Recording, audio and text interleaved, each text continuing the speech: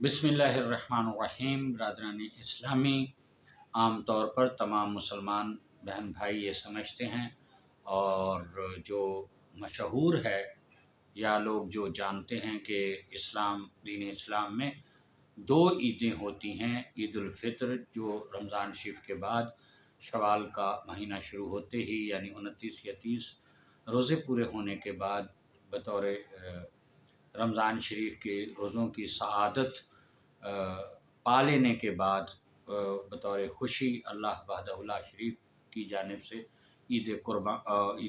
उल फितर जिसको सवैयों वाली ईद भी कहा जाता है। और मुसलमानों के यहाँ दूसरी बड़ी ईद जो होती है वो होती है ईद उल अज़हा यानी कुर्बानी वाली ईद जिसको भी हम कहते हैं, जिसमें हज़रत इब्राहीम और हज़रत इस्माईल अलैहिस्सलाम की सुन्नत पर अमल करते हुए हम अपनी अपनी कुर्बानियाँ पेश करते हैं। ये दो ईदें जो हैं वो मशहूर व मारूफ़ हैं हमारे दीन इस्लाम में और तमाम मुसलमान बहन भाई इनके हवाले से बेहतर तौर पर जानते हैं। लेकिन आज जो मैं आपसे बात करना चाहता हूँ वो है, चूँकि मेरी जो बात है मैं आम सतही लेवल पे आके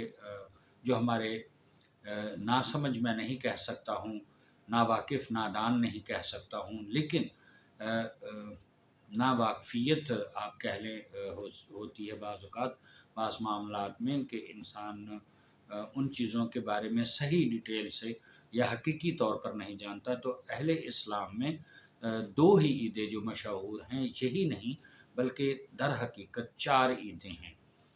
और वो ईद उल फितर और ईद उल अज़हा के अलावा वो दो कौन सी ईदें हैं ये आप आगे चलकर हमसे सुनेंगे और पूरी वीडियो सुनिएगा। तो जैसा कि मैंने अर्ज़ किया कि आम सतह पे आके बिलख़ुसूस जो अपने नौजवान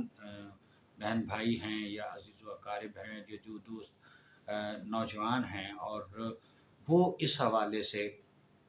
नहीं समझते या फिर मुख्तलिफ़ मसालिक और मुख्तलिफ़ मज़ाहिब के हवाले से जिन लोगों को तमाम मालूमात नहीं होती हैं, उस हवाले से फिर लोग कुछ चीज़ों को वही जानते हैं कि जो उर्फ़ आम में मशहूर होती हैं चीज़ें या जिनके बारे में बताया गया होता है। और तमाम मुसलमान अहले सुन्नत और फ़िक़्ह जाफ़री से ताल्लुक़ रखने वाले अहले तशय्युअ बड़े-बड़े जो हमारे उलमाए कराम हैं, जो आला सतही जो साहिबान इल्म हैं, साहिबान इल्म व दानिश रखते हैं और जो बड़े उलमाए कराम हैं, वहाँ आप देखेंगे तो ऐसी कोई बात नहीं होती। वो तमाम चाहे किसी भी मसलक से ताल्लुक़ रखते हों, इत्तेहाद बैनुल मुस्लिमीन की बात की जाती है और आपस में इत्तफ़ाक़ व इत्तेहाद की बात की जाती है। तमाम मुसलमान आपस में भाई-भाई हैं, उसकी बात की जाती है। और बेशक अल्लाह वहदहु ला शरीक ने भी अपने पाक कलाम में इरशाद फरमाया है कि वातसिमू बिहब्लिल्लाहि जमीअन वला तफ़र्रक़ू कि आपस में तफ़रीक़ाबाज़ी न करो और अल्लाह की रस्सी को मज़बूती से थामो। और जैसा कि अल्लाह वहदहु ला शरीक की जानिब से हमारे नबी अकरम सल्लल्लाहु अलैहि वसल्लम जिन से हर मुसलमान सच्ची मोहब्बत और इश्क रखता है और अल्लाह की पाक किताब जो है जिस पर तमाम अहले इस्लाम का ईमान है, बल्कि तमाम अम्बिया जो साबकीन नबी अकरम सल्लल्लाहु अलैहि वसल्लम से पहले अल्लाह की जानिब से मबूस हुए और जिनमें पहले हज़रत आदम अलैहिस्सलाम और आखिर नबी अकरम सल्लल्लाहु अलैहि वसल्लम से हज़रत ईसा अलैहिस्सलाम पहले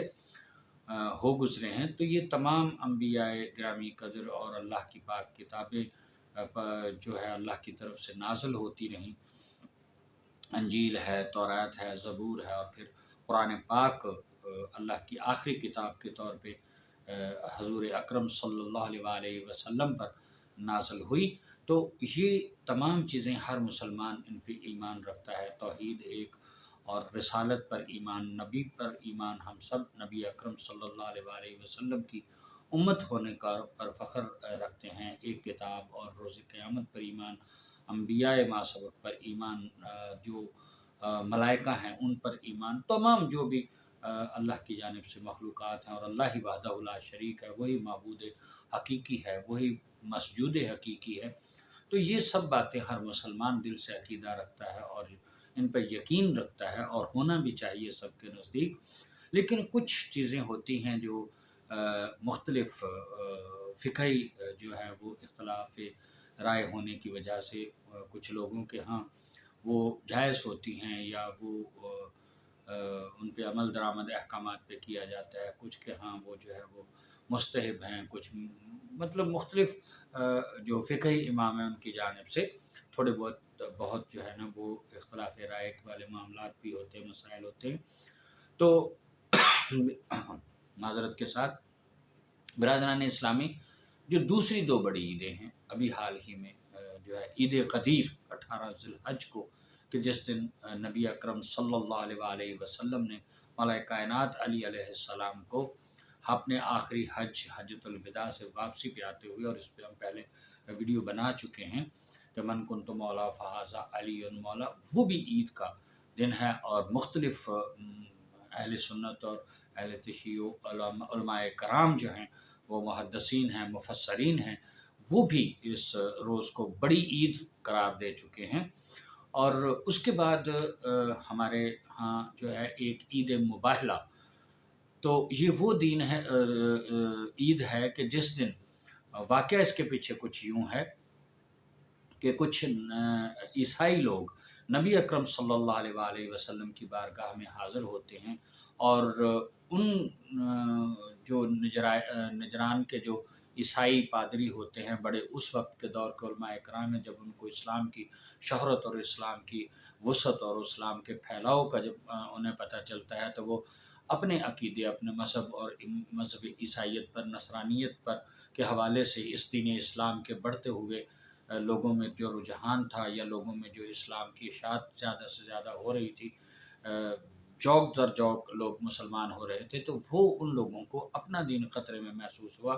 تو وہ اس حوالے سے اپنے تحفظات کی بنیاد پر نبی اکرم صلی اللہ علیہ وآلہ وسلم پر کے پاس مدینے میں تشریف لاتے ہیں، اور پھر کئی 3 دن تک مناظرہ ہوتا رہتا ہے، اور جس میں سب سے اہم بڑی بات جو ہے جس پر کہ وہ حضرت عیسیٰ علیہ السلام کو اللہ کا معاذ اللہ بیٹا کہتے، اور نبی اکرم صلی اللہ علیہ وآلہ وسلم کے جانب سے جو حقیقت میں ان لوگوں کو رہنمائی تھی بحیثیت اللہ کے پاک برگزیدہ آخری اور سید الانبیاء نبی ہونے کے حوالے سے، کہ میں بھی اور میری جو امت ہے، جو مسلمان ہیں، وہ بھی حضرت عیسیٰ علیہ السلام پر ایمان رکھتے ہیں، ان کو اللہ کا نبی مانتے ہیں، اور صاحب کتاب نبی تھے، پیغمبر تھے، لیکن وہ اللہ کی جانب سے برگزیدہ نبی تھے، رسول تھے اللہ کی طرف سے، نہ کہ اللہ کے بیٹے تھے۔ اسی طرح جیسا کہ یہودیوں کے ہاں یا دیگر جو الہامی جو اس وقت کے مذاہب تھے، کہ ان کے نزدیک جیسے حضرت عزیر علیہ السلام کو اللہ کا بیٹا، تو نبی اکرم صلی اللہ علیہ وآلہ وسلم نے ان لوگوں کو سمجھانا چاہا کہ ہمارے دین، ہمارے عقیدے اور ہمارے جو اسلام کے مطابق ہے، کہ وہ حضرت عیسیٰ علیہ السلام حقیقتاً جو ہے بھی حقیقت کہ اللہ کے بیٹے نہیں، اللہ لم یلد ولم یولد ہے، نہ اس سے کوئی جنا اور نہ اس نے کسی کو جنا، وہ وحدہ لا شریک ہے، وہ علی کل شیء قدیر ہے، وہ جسم جان سے مبرہ ہستی ہے، وہ وجود نہیں رکھتا، وہ اللہ وحدہ لا شریک ہر جگہ موجود ہے، ہر زمانے میں موجود ہے، وہی حقیقی خالق و مالک ہے تمام کا، اللہ کی جانب سے ہی دیگر انبیاء کی طرح حضرت عیسیٰ علیہ السلام بھی اللہ کے برگزیدہ بندے، پیغمبر اور رسول بن کر دنیا میں تشریف لائے، نہ کہ وہ اللہ کے بیٹے تھے۔ تو یہ تھا اس پر، لیکن وہ لوگ انہوں نے اس بات کو تسلیم نہیں کیا، اور 3 دن مناظرے کے بعد پھر اللہ تعالیٰ کے جانب سے آیت مباہلہ نازل ہوتی ہے کہ تم اپنے بیٹوں کو لاؤ، ابنانا و ابناکم و نسانا و نساکم، تم اپنی عورتوں کو لاؤ، ہم اپنی عورتوں کو لاتے ہیں، آپ اپنے بیٹوں کو لاؤ، ہم اپنے بیٹوں کو لاتے ہیں، وانفسانا وانفساکم، اور آپ اپنے جو اپنی جانوں کو لائیں، اپنے نفوس کو لائیں، ہم اپنے نفسوں کو لاتے ہیں، اور پھر ثم نبتہل فنجعل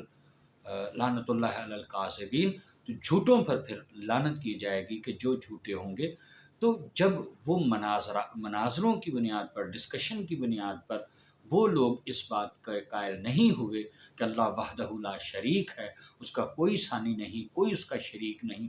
اور اللہ یہ جسم و جان سے، اولاد سے، کھانے پینے سے، اٹھنے بیٹھنے سے، یہ جو عام ایک انسان بشر کے لیے تقاضے ہوتے ہیں، چاہے وہ کتنا بھی عظیم المرتبت بشر ہستی کیوں نہ ہو، تو یہ اللہ کے لیے یہ چیزیں جو ہیں وہ جائز نہیں ہیں ان پر ایمان رکھنا۔ اور بے شک اللہ وحدہ لا شریک ہے، اللہ کل شیء قدیر ہے، اور وہ ہر جگہ موجود ہے، وہ جسم نہیں رکھتا، اس کو نیند نہیں آتی، وہ ہمیشہ سے ہے، وہ ہمیشہ رہے گا۔ تو یہ ہے اللہ کی توحید، اللہ پر ایمان لانے کا صحیح عقیدہ۔ تو لیکن جب وہ نبی اکرم صلی اللہ علیہ وآلہ وسلم، کیونکہ آپ معمولی ہستی نہ تھے، سید الانبیاء، رحمت للعالمین، حبیب خدا کہ بعد از خدا تو ہی قصہ مختصر، عظیم الشان کائنات کی سب سے بڑی ہستی، سب سے بڑے نبیوں کے امام اور رسول، جب ان کی بات کو کوئی شخص جھٹلائے تو پھر اللہ جو ہے اس کے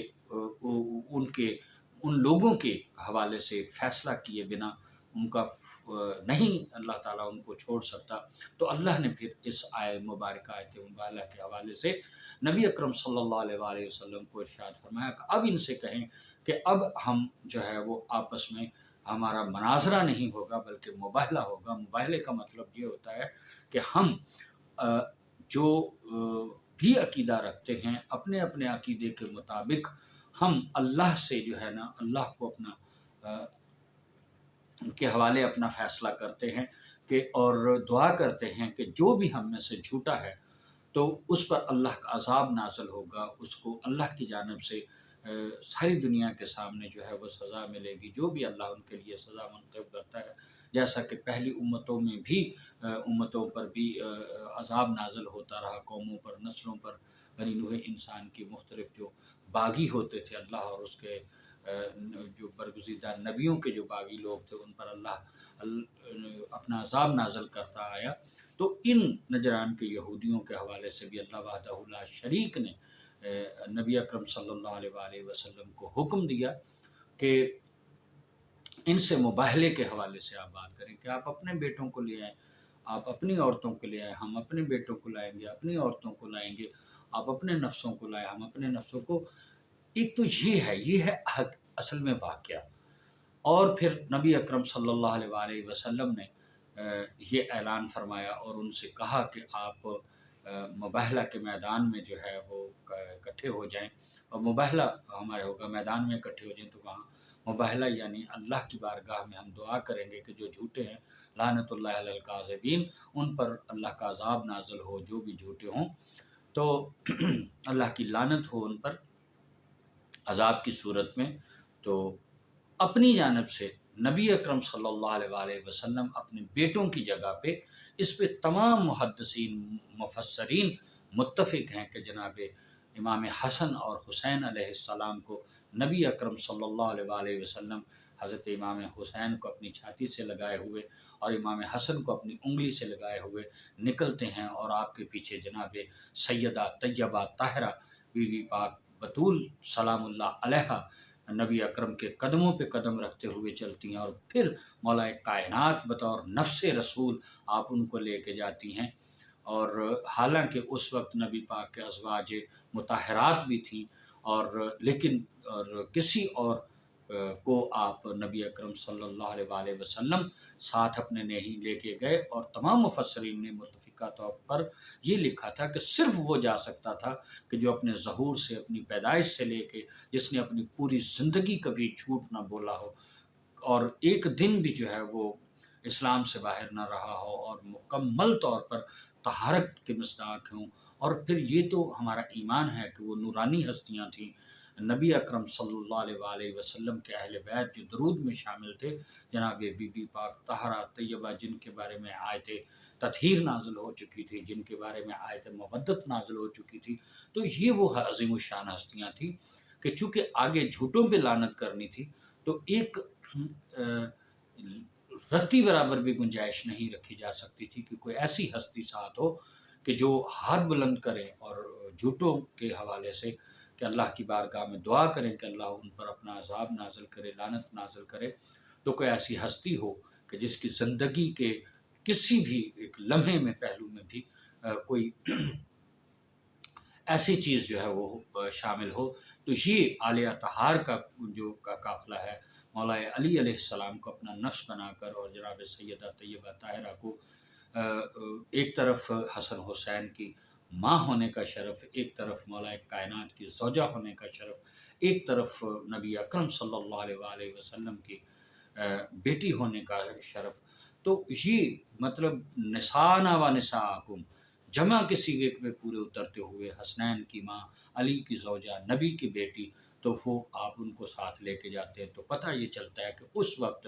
پوری کائنات میں سوائے جناب سیدہ جیسی کوئی طیبہ، کوئی طاہرہ، کوئی صدیقہ، کوئی اور ہو ہی نہیں سکتی تھی، کہ جب اللہ کی توحید کو بچانے کا، کہ اللہ وحدہ لا شریک ہے، کوئی اس کا بیٹا نہیں ہے، اللہ کی توحید کو بچانے کی بات تھی اور جھوٹوں پر لعنت کرنے کی بات تھی، تو آپ نبی اکرم صلی اللہ علیہ وآلہ وسلم ان 5 نفوس قدسیہ اور نفوس نورانیہ کو جو اللہ کی نور سے، اللہ نے اپنے نور سے جن کو خلق فرمایا، تو مطلب ان ہستیوں کو لے کے جاتے ہیں، اور جو پاک و طاہر ہیں، جو برگزیدہ ہستیاں تھیں اور افضل ترین ہستیاں تھیں اس وقت پوری کائنات میں، اللہ کی مخلوقات میں سے اور انسانوں میں سے سب سے بلند ترین ہستیاں، ان کو لے کے جاتے ہیں۔ اور پھر آگے واقعے میں ہم اس کو مختصر کرتے ہیں کہ جب یہ ان ہستیوں کے اوپر ان نجران کے یہودیوں کی نظر پڑتی ہے تو وہ انہیں دیکھتے ہی یہ سمجھ جاتے ہیں، وہ ان کے اوپر انوار و تجلیات الہیہ اور نور و فیوز و برکات کی جو بارشیں ہو رہی تھیں، یا وہ سراپا نور جن سے جو نور کی شعائیں پھوٹ رہی تھیں، حق و صداقت کی شعائیں پھوٹ رہی تھیں، ان کی ہستیوں سے جو وہ ہستیاں دیکھتے ہی وہ نجران کے یہودیوں کے جو بڑے پادری ہیں، انہوں نے یہ کہا کہ میں جو کچھ دیکھ رہا ہوں کہ اگر انہوں نے نبی اکرم صلی اللہ علیہ وآلہ وسلم نے ہم پر لعنت فرمائی اور انہوں نے آمین کہا تو روئے زمین پر قیامت تک کے لیے ایک بھی عیسائی زندہ واپس نہیں بچے گا، اللہ کا عذاب آ کر رہے گا۔ میں ان ہستیوں کو دیکھ رہا ہوں کہ واقعی یہ صادق ہستیاں ہیں اور یہ اللہ کی نورانی ہستیاں ہیں، بے شک اللہ ان کے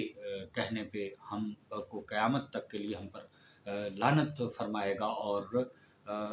ہم پر عذاب بھی آ سکتا ہے، لہٰذا انہوں نے اپنے اس دعوے سے کہ اللہ کے ساتھ شریک کرنے کا یا حضرت عیسیٰ علیہ السلام کو اللہ کا بیٹا ماننے سے توبہ کرتے ہوئے نبی اکرم صلی اللہ علیہ وآلہ وسلم سے معذرت کی کہ ہم یہ مباہلہ نہیں کر سکتے ہیں، تو اللہ کی توحید بچانے کے لیے، چونکہ بنیادی مسلمان کا عقیدہ جو آج بڑے بڑے دعوے کرتے نظر آتے ہیں ہم میں سے کہ ہم توحید توحید توحید، یا اللہ یا اللہ یا اللہ مدد، تو یہ نہیں سوچتے کہ اسی اللہ کی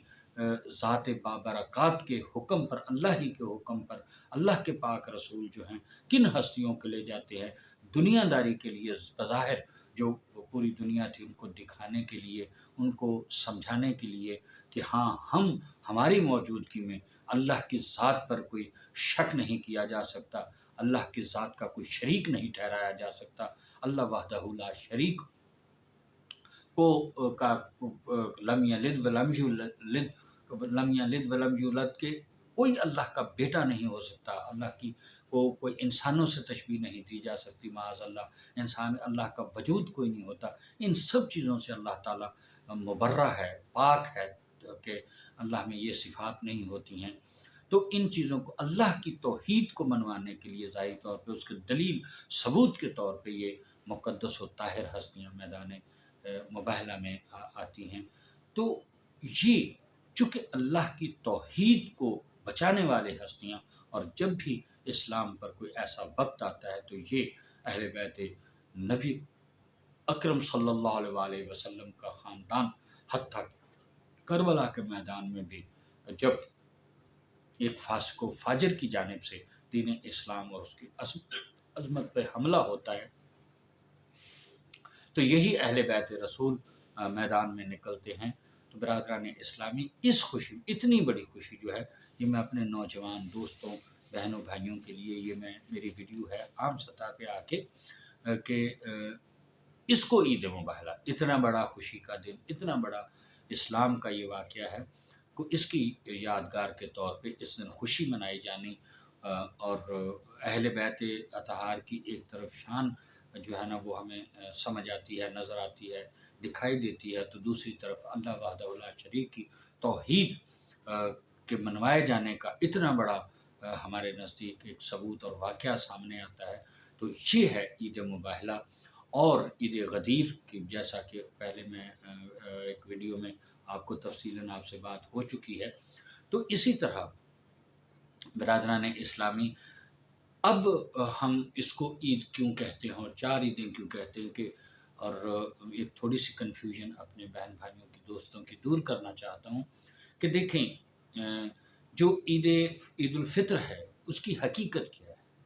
عید الفطر در حقیقت وہ دن ہے کہ جس دن جو ہے وہ آپ پورا مہینہ اپنی تقوی اور پرہیزگاری کے ساتھ، عبادت اور ریاضت کے ساتھ، اللہ کے حکم کے مطابق روزے رکھ کر، بھوک اور پیاس اور تقوی کے بعد جب ہے ان کی قبولیت، ان کے مکمل ہونے پر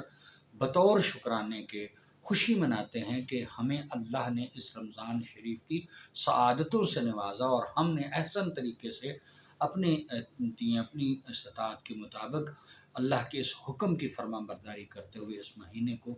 اپنی عبادت و ریاضت اور تقوی و طہارت میں ہم نے گزارنے کی کوشش کی ہے۔ تو اس کی قبولیت کے طور پہ، اس کی رمضان شریف کی سعادتوں کو مکمل کیے جانے کی خوشی میں، کہ اس میں زیادہ سے زیادہ تلاوت قرآن پاک ہوتی ہے، روزے رکھے جاتے ہیں، نمازیں پڑھی جاتی ہیں، نفلی اور سنت کی جو نمازیں ہیں، اعمال ہیں، جو نوافل ہیں، وہ سارے ان میں اضافہ ہو جاتا ہے عبادتوں میں۔ اور پھر اسی رمضان المبارک میں شب قدر جیسی ایک عظیم و شان جو شب ہے کہ 1000 مہینوں سے بہتر، ایک 1000 مہینوں کے برابر نہیں، وہ 1000 مہینوں سے، ہمارے بہت سارے دوست یہ بھی نہیں جانتے ہیں کہ شب قدر، شب معراج، شب برات، ان میں کیا فرق ہے۔ تو یہ بھی میں آپ کو بتاتا چلوں کہ یہ رمضان شریف میں جو ہوتی ہے، جس میں قرآن پاک جو ہے وہ اس کا نزول ہوا، تو اسے شب قدر کہا جاتا ہے۔ شب معراج وہ ہے کہ جس رات میں نبی اکرم صلی اللہ علیہ وآلہ وسلم اللہ کے حکم سے عرش معلیٰ تک تشریف لے گئے، اور جو بھی سارے واقعات ہیں وہ ہمارا موضوع نہیں ہے۔ تو وہ شب معراج جو مکی زندگی میں واقعہ پیش آیا معراج کا، کہ اللہ تعالیٰ ارشاد فرماتے ہیں کہ وہ لے گیا اپنے سبحان الذی اسریٰ بعبدہ، کہ اپنے عبد کو لے گیا جو ہے وہ مسجد حرام سے مسجد الاقصیٰ تک، اور پھر عرش معلیٰ پہلے آسمان، چوتھے آسمان پر انبیاء کرام کی آپ نے وہاں پہ جماعت کروائی، نماز پڑھائی، خطاب فرمایا، جنت دیکھی، دوست جو بھی ہے وہ ہمارا اس وقت موضوع نہیں ہے کہ وہاں کی بھی کیا حقیقت سی، وہ بھی آپ کو کبھی نہ کبھی انشاءاللہ تفصیل سے بتایا جائے گا۔ اور شب معراج یہ ہوئی۔ اب ہے شب برات، شب قدر رمضان شریف میں، شب معراج جو مکی زندگی میں شب معراج ہوئی، آپ آسمانوں پہ تشریف لے گئے، اور شب برات جو شعبان کی 14 تاریخ کو ہوتی ہے۔ شب برات کا مطلب ہوتا ہے اظہار بیزاری اختیار کرنا۔ یہ بھی اللہ تعالیٰ کے کرم و فضل کا ایک نمونہ ہے، عام سادہ بچے یہ سمجھ لیں۔ اور اس کا برات کا مطلب ہوتا ہے، شب برات وہ جس میں ہم گناہوں سے، اپنی غلطیوں سے، کوتاہیوں سے ہم دوری اختیار کرتے ہیں، اور عہد کرتے ہیں، توبہ توبہ کرتے ہیں کہ جو پیچھے ہم نے اپنی زندگی میں گزشتہ جو گناہ ہم سے سرزد ہوئے، کوتاہیاں ہوئیں، اللہ کی نافرمانیاں ہوئیں، ہم ان سے بیزاری اختیار کرتے ہیں اپنے گناہوں سے، اور آئندہ کے لیے اچھے اور نیک اعمال کرنے کی ہم کوشش کریں گے، عہد کرتے ہیں اور توبہ کرتے ہیں، اور پھر ریاضت و عبادت۔ یہ بھی اللہ نے ایک طرح کی آپ کو رات دی ہے کہ جس رات میں آپ اللہ کے فضل و کرم کی سعادتوں کو سمیٹیں۔ تو یہ ہے شب برات، جس کو شب رات بھی عام لفظوں میں کہا جاتا ہے۔ تو شب معراج کی حقیقت بھی آپ نے سمجھی، شب قدر کی حقیقت بھی سمجھی، یہ مختلف راتیں ہیں، اور شب برات کی بھی آپ نے حقیقت سمجھی۔ اسی طرح عید الفطر ہے، عید الاضحیٰ ہے، اور اسی طرح عید یوم غدیر ہے 18 ذی الحجہ کی، یہ تقریباً 18 دن بعد عید الاضحیٰ یا عید قربانی کے بعد، اور پھر اس کے بعد یہ آپ کا آ جاتا ہے عید مباہلہ، جس کی حقیقت آپ کو بتائی کہ نجران کے عیسائیوں کے ساتھ مناظرے کے بعد پھر مباہلہ کا موقع آتا ہے۔ تو برادران اسلامی یہ عید اس لحاظ سے اچھا، دوسری بات جو میں آپ عرض کرنا چاہ رہا تھا کہ عید الفطر جو ہے اس کی حقیقت کیا ہے؟ اصل وہ شکرانہ ہے اللہ کی جو عبادت ریاضت میں مہینہ رمضان کا، اس کے مکمل ہونے پہ یا اس کی سعادتیں سمیٹنے کے بعد ہم خوشی کے اظہار کے لیے عید ہوتی ہے۔ لیکن چونکہ ہم مسلمان آل نبی اولاد علی سے محبت رکھتے ہیں، ان کی محبت اللہ نے قرآن میں واجب قرار دی ہے، تو چونکہ 21 رمضان المبارک مولا کائنات علی علیہ السلام کی شہادت ہے، تو وہ ہستی جو اہل بیت رسول کی محبت اور ان کی مودت اور ان سے عشق و محبت اور ان سے لگاؤ اور ان سے خدا کی جانب سے جو ہے نا وہ ہم پہ فرض کی گئی ہے، ان کی مودت جو ہے وہ اجر رسالت کے طور پہ وہ ہستیاں ان سے ان کی محبت و مودت مقام رکھتی ہے اجر رسالت کا، یعنی گویا اسلام کے احکامات پہ، اسلام کی جتنی بھی سعادتیں ہیں ان کو، ان کا عوض اگر کوئی ہے تو وہ ہے اجر رسالت۔ اللہ نے فرمایا قُلْ لَا أَسْأَلُكُمْ عَلَيْهِ أَجْرًا إِلَّا الْمَوَدَّةَ فِي الْقُرْبَى، کہ میرے محبوب ان سے فرما دیجئے کہ ہم نے یہ جو آپ کو انسانوں کو بت پرستی سے، شرک سے، برائیوں سے، چوری سے، زناکاری سے، ان غلط کاموں سے آپ کو ہٹا کے دین اسلام کی سعادت بخشی ہے اور دین اسلام کا راستہ دیا ہے، قرآن دیا ہے، سید الانبیاء کی امت میں آپ کو پیدا کیا ہے، تو اس کا ہم کوئی معاوضہ نہیں لیتے الا المودۃ فی القربیٰ کے بجائے اس کے ماں سوائے اس کے کہ آپ اہل بیت رسول سے، آل طہار سے محبت کریں، اور یہی وہ اہل بیت رسول ہیں جن کے بارے میں الحسن والحسین سید شباب اہل الجنہ، یہی وہ اہل بیت ہیں جن کے بارے میں کہ الذکر علی عبادہ، علی کا ذکر کرنا عبادت ہے، اپنی محفلوں کو علی کے ذکر سے زینت دو، اور الفاطمہ تو سیدۃ نساء العالمین، الفاطمہ تو بضعۃ منی، فاطمہ میرا ٹکڑا ہے، میری رسالت کا ٹکڑا ہے، میں محمد مصطفیٰ کا ٹکڑا ہے، یہ پنجتن پاک جوانان جنت کے سردار ہیں، یا علی تقسیم النار والجنہ، جنت اور جہنم کو تقسیم کرنے والے ہیں۔ تو یہ برگزیدہ ہستیاں جو ہیں ان کی جن کی ہم پر مودت و محبت فرض کی گئی، ان کی ایک عظیم الشان ہستی نبی اکرم صلی اللہ علیہ وسلم کے بعد کہ ہر کوئی مصطفیٰ ہی رہا، مصطفیٰ کے بعد علی مولا مشکل کشا شیر خدا شہنشاہ بادشاہ کی شہادت کم بڑا سانحہ نہیں، اور مسلمانوں بظاہر کلمہ گو بدبخت اور منافق مسلمانوں کے ہاتھ، فاسق و فاجر مسلمانوں کے ہاتھوں جو ہے وہ، اور خوارج کے ہاتھوں جو ہے وہ، اپنے زمانے کے بدبخت ترین لوگوں کے ہاتھوں جو بظاہر کلمہ پڑھنے والے نظر آتے، مولا کائنات کی شہادت کی بنیاد پر کہ وہ عید بے شک ہم وہ رمضان کے ساتھ تھے روزے، وہ ساری سعادتوں اور عبادتوں سے مستفید ہوتے ہیں، واجب ہوتی ہے، ہونا چاہیے، اور لیکن عید کی خوشیوں میں چونکہ مولا کائنات اہل بیت آل نبی اولاد علی کے گھر کے لیے یہ بہت بڑا عظیم سانحہ ہے، اور ان کے ماننے والوں کے لیے، اور بہت بڑا اسلام کا یہ بھی ایک سیاہ دن بات بن جاتی ہے کہ مولا کائنات جیسی ہستی کو شہید کر دیا گیا، تو مطلب یہ بہت بڑا سانحہ ہونے کی وجہ سے اس دن وہ پوری طرح خوشیاں نہیں منائی جا سکتی۔ اسی طرح عید الاضحیٰ کے موقع پہ حضرت مولا امام حسین علیہ السلام اپنے قافلے کے ساتھ حج کو اپنے عمرے میں بدل کے تو وہ کوفے کی طرف رواں دواں ہیں، اور جب وہ کوفے کے قریب پہنچتے ہیں میدان کربلا کی طرف ان کو مجبوراً روکا جاتا ہے، تو انہیں اطلاع ملتی ہے کہ عید الاضحیٰ یعنی کہ جو چاند رات وہ عید الاضحیٰ کی ایک 9 ذی الحجہ ہے، حج والا دن ہے،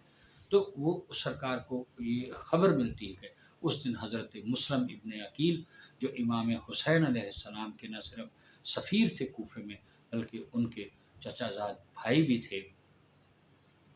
تو ان کی شہادت ہوتی ہے اور المناک شہادت ہوتی ہے، اور وہ بھی بے انتہائی بے دردی کے ساتھ ان کو شہید کر دیا جاتا ہے دارالعمارہ کی اوپر چھت پہ سے گرا کے۔ تو ان کی شہادت کی خبر تو ظاہر سی بات ہے کہ وہ بھی آل نبی اولاد علی کے لیے کوئی کم بڑا سانحہ دکھ کا باعث نہیں، وہاں پہ بھی آپ خوشی نہیں کر سکتے۔ اور ویسے بھی دیکھا جائے تو حضرت اسماعیل علیہ السلام کی قربانی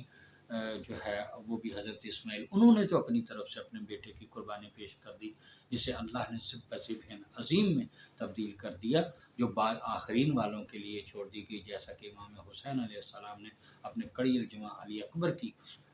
قربانی پیش کی، جناب 6 مہینے کا حضرت علی اصغر کی قربانی پیش کی، حضرت عباس اور ان کے جو بھی رفقائے کار تھے، اہل بیت رسول کی عظیم الشان ہستیاں تھیں، انتہائی جتنا بھی اس کے اوپر گریہ کیا جا سکے وہ ہمارا، چونکہ اس وقت مصائب ہمارا نہیں پڑ رہے ہیں، لیکن جتنا بھی اس پہ دکھ اور کا اظہار کیا جا سکے اور جس بھی انداز سے کیا جا سکے وہ کم ہے۔ تو بہرحال یہ ایک بڑا عظیم سانحہ تھا۔ تو اس جیسا کہ ابھی عید الاضحیٰ کے 20 دن بعد ہی محرم کا ایام شروع ہو جاتے ہیں، اور میدان کربلا کے حوالے سے اور یوم شہادت جو کہ ایام شروع ہو جاتے ہیں اہل بیت رسول کے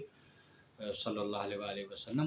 تو وہ عید بھی، تو پھر ان دونوں عیدوں کے ان عظیم سانحات کے بعد ہمارے لیے بحیثیت ایک مسلمان کے، مومن کے، عاشق رسول ہونے کے ناطے ہمارے پاس عید غدیر کہ مولا کائنات کو لاکھوں کے مجمع میں صحابہ کرام میں یہ اعلان کیا جاتا ہے کہ من کن تو مولا ہو، جس کا میں محمد مولا ہوں، ہر کسی کے نہیں ہے، مولا کائنات اس کے مولا ہیں جو اپنے آپ کو، جو محمد مصطفیٰ کو اپنا مولا سمجھتا ہے، جس کے مولا محمد مصطفیٰ ہیں ان کے مولا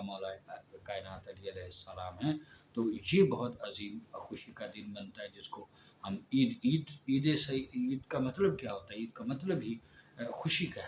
اظہار کرنا ہے۔ اور پھر جیسا کہ میں آپ کو تفصیل سے بتا چکا کہ عید مباہلہ جو ہے، یعنی وہ کہ جب اللہ کی توحید کے لیے اہل بیت رسول ابنانا و ابناکم و نسانا و نساکم و انفسنا انفسکم کی تفسیر بن کر وہ عیسائیوں کو جو ہے ان کا آئینہ دکھانے کے لیے جاتے ہیں اور اس میں کامیاب ہوتے ہیں، تو وہ ایک بڑا خوشی کا دن ہے۔ تو یہ ہے میرے بھائیوں، اب آپ کو کیا پتہ چلا کہ مسلمانوں کے ہاں دو عیدیں نہیں بلکہ 4 عیدیں ہیں، اور وہ عید الفطر ہے، عید الاضحیٰ ہے، عید غدیر ہے اور عید مباہلہ ہے۔ اسی طرح آپ نے تھوڑا سا مختصر تعارف حاصل کیا کہ ایک شب معراج ہے، شب قدر ہے اور شب برت ہے، یہ بھی 3 مختلف راتیں ہیں۔ اللہ تعالی ہم سب کو کہ صحیح بات سوچنے، سمجھنے اور صحیح معنی میں دین اسلام پر عمل کرنے کی توفیق عطا فرمائے۔ الہی آمین ثم